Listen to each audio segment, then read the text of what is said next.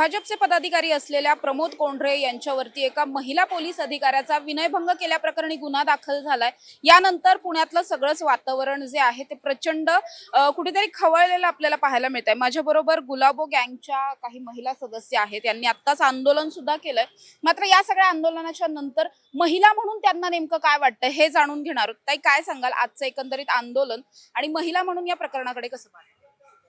हे बघा, आजच्या तारखेला लाडकी बहीण म्हणायचं आणि महिलांना विनयभंग करायचा, त्यांना शिव्या गाळी आई बहिणीवरनं बोलायचा, म्हणजे असं वाटतं भारतीय जनता पार्टीमध्ये पुण्यातले जे पदाधिकारी हे मोहनलाल धाकडचे औलाद आहे का काय?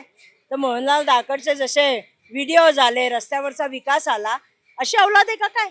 यांचे काही से म्हणतात ना आम्ही संस्कारी पार्टी आहे, हे संस्कार आहेत का? तुम्ही तुमच्या घरी आया बहिणीशी असंच बोलता का, असंच वागता का? तुम्हाला एक कळलं पाहिजे, तुम्ही म्हणता आम्ही संस्कारी पार्टी, आम्ही महिलांचा सन्मान करतो, मग महापालिकेमध्ये जाऊन तो ओमकार कदम महिला अधिकाऱ्यावर शिवीगाळी, अंगावर जाणे, दम देणे। दुसरा किस्सा म्हणजे पोलीस अधिकारी, उच्च पोलीस अधिकारी महिला, तिला तुम्ही टच करता, बॅट टच करता, तिने विनयभंगाचा गुन्हा दाखल करावा तुमच्यावर। म्हणजे तुम्ही किती इज्जत घालवताय पक्षाची, नालायकांनो। आणि महिला तुम्ही फक्त लाडकी बहीण जे करता, तर लाडकी बहिणीला पैसे नको तो, लाडकी बहिणीला सुरक्षा पाहिजे। आम्हाला पैसे नका देऊ, आम्हाला सुरक्षा द्या। आणि या भाजपच्या पदाधिकाऱ्यांना तुम्ही संस्कार द्या, संस्कार दिल्याशिवाय हे सुधारणार नाही। यांना काय वाटेल, आमच्या रस्त्यावर पडलेल्या महिला काय त्यांच्या नाहीयेत? तुमच्या घरातल्या महिलांना जर कोणी असा हात लावला आणि सॉरी म्हणलं तर चालेल का यांना? त्यामुळे आम्ही ओमकार कदम आणि प्रमोद कोंढरे यांचा धिक्कार करतो। भारतीय जनता पार्टीचे आपले गृहमंत्री देवा भाऊ यांना हात जोडून विनंती करतो, भाऊ अजितदादा आणि एकनाथ भाई, कृपया यांना संस्कार द्या, महिलांना वाचवा, महिलांना सुरक्षा द्या। बेटी बचाओ बेटी पढ़ाओ ना, तर बेटी की इज्जत करना भी सीखो, माँ की इज्जत करना भी सीखो, हे आम्ही यांना सांगू इच्छितो। ताई, जेव्हा हे प्रकरण समोर आलं त्यांनी लगेचच पक्षाचा राजीनामा दिला, पक्षाने सुद्धा हा राजीनामा घेतला। हे खरंच काही घडतंय की केवळ दाखवण्यापुरतं? अहो ताई, हे सगळं नाटक आहे, त्याला अटक केलेली नाहीये। मी स्वतः डीसीपींना फोन केला, डीसीपी म्हणले आम्ही त्याला एक नोटीस दिली आणि सोडून दिलेलं आहे। यांनी ओमकार कदमवर पण कारवाई केली नाही आणि हे प्रमोद कोंढरेवर पण कारवाई करणार नाहीत, कारण का असे दुर्योधन दुःशासन यांना लागतातच। त्याच्यामुळे ह्या दोघाही पदाधिकाऱ्यांवर कारवाई नाही।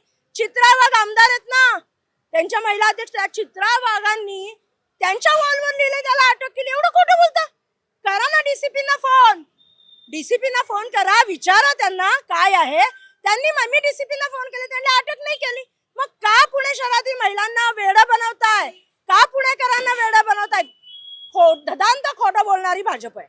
का अटक केली नसावी असं वाटतं ताई? वरून प्रेशर, त्यांचा कोणीतरी या दुर्योधन दुःशासनचा आका आहे, त्या आकानी फोन केला असेल की नॉर्मली काहीतरी करून टाका, संपला विषय। यांचा कोणीतरी आका निश्चित आहे। काय वाटतं, महिला म्हणून कसं पाहता या प्रकरणाकडे? कुणीतरी येऊन आपल्या जवळ थांबतं, स्पर्श करतं आणि म्हणतात की गर्दीत झालं असेल, चुकून झालं असेल। पुण्याची संस्कृती अगदी भाजपाच्या ह्यांनी बिघडवायचा प्रयत्न चालू आहे आणि बिघडवतातच, आणि परत सॉरी म्हणून गप्प बसतात ते, असं चाललंय। पण तुम्ही स्पर्श कोणाला करताय, कसं थांबताय, हे त्यांना संस्कार नाहीयेत, फक्त पुण्याचे संस्कार सांगतात ते, किंवा भाजपचे संस्कार सांगतात ते। पण भाजपचे संस्कार काय आहेत? बायकांना टच करा आणि सॉरी म्हणा, बायकांना शिवीगाळ करा आणि सॉरी बोला। काय वाटतं, अशा पुरुषांवरती काय कारवाई व्हायला हवी? कारवाई झालीच पाहिजे आणि नोटीस देऊन नाही झालं पाहिजे ना, त्यांच्यावरती पुरेपुरे कारवाई झाली पाहिजे आणि त्यांना अटक केलंच पाहिजे ना। त्याच्यासाठी आज आम्ही आंदोलन घेतलंय। काय वाटतं, महिला म्हणून कसं बघता या सगळ्या प्रकरणाकडे? महिला कुठेच सुरक्षित नाहीयेत असं एकंदरीत वातावरण आहे। हो, बरोबर आहे ना। जेव्हापासून भाजपचं सरकार आलेलं आहे तेव्हापासून पुणे शहरामध्ये तर महिला सुरक्षित नाहीये। फक्त भाजपचे लोक त्यांना सपोर्ट करतात, जे देवाभाऊ असो, एकनाथ भाऊ असो किंवा दादा असो, आमचे अजितदादा, यांनी जर त्यांना सपोर्ट नाही केला, अशी माजलेले लोक महिलांच्यावर अत्याचार करणार नाहीत। पण हे लोक यांना सपोर्ट करतात, ह्यांच्यावर कारवाई होत नाही, त्याच्यामुळे हे लोक जास्त माजले गेलेले आहेत आणि पुण्याची महिला सुरक्षित नाहीये। हा व्हिडिओ जर आपण पाहिला, बरेच जण असं म्हणतात की त्या केवळ प्रमोद कोंढरे मागे येऊन उभे राहिले होते, यात विनयभंग कसलाय असं सुद्धा प्रश्न आहे। विनयभंग कसला म्हणजे एक स्त्री अधिकारी, पोलीस वेशात गणवेशात असताना तिला हा आदर दिलाच पाहिजे। आणि स्पष्टपणे त्या व्हिडिओमध्ये दिसतंय तो बॅड टच करत आहे. पोलीस अधिकारी महिला या जर सुरक्षित नाहीये तर सामान्य महिला कशा सुरक्षिततेची अपेक्षा करणार? हेच संस्कार आणि असले पदाधिकारी भाजपने निलंबित आतापर्यंत करून अटक का नाही केली? तुम्ही लाडकी बहीण देवाभाऊ म्हणता, त्यांच्या लक्षात येत नाहीये का?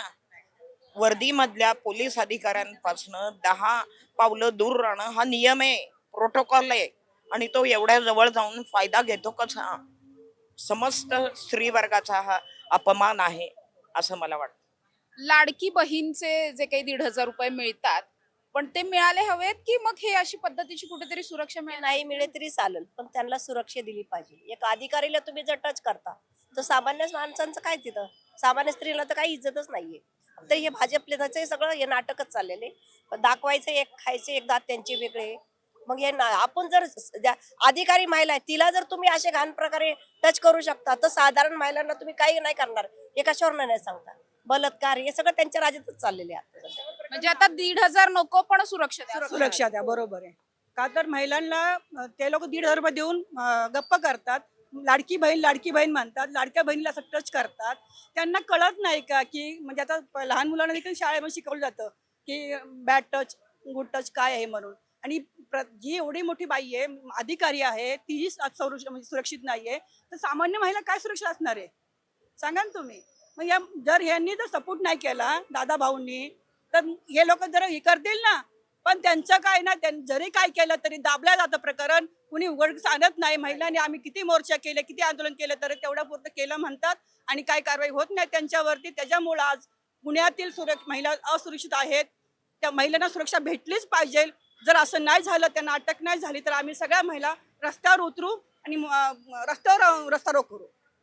नक्कीच आपण बघतोय की या ज्या महिला कार्यकर्त्या आहेत प्रचंड आक्रमक झालेल्या पाहायला मिळतात. इतकं गंभीर प्रकरण असून सुद्धा अटक का झाली नाहीये हा मूळचा प्रश्न आहे. त्याचबरोबर लाडकी बहीण योजनेचे 1,500 आम्हाला नको, मात्र आम्हाला सुरक्षा द्या असं म्हणतानाच सगळ्या या सर्वसामान्य स्त्रिया ज्या आहेत त्या आपल्याला पाहायला मिळतात.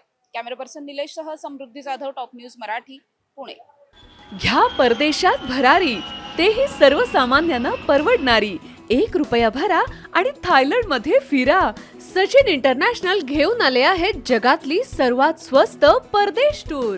पूर्ण 5 दिवसांचं पॅकेज आता फक्त 32,999 रुपयांमध्ये. पॅकेज मध्ये विमान प्रवास, हॉटेल, ब्रेकफास्ट, ट्रान्सपोर्ट आणि प्रेक्षणीय स्थळे. सचिन इंटरनॅशनल 18 वर्षांपासून पर्यटन क्षेत्रातील एक विश्वसनीय नाव. सचिन इंटरनॅशनल सोबत मनसोक्त फिरा. संपर्क 7767989898.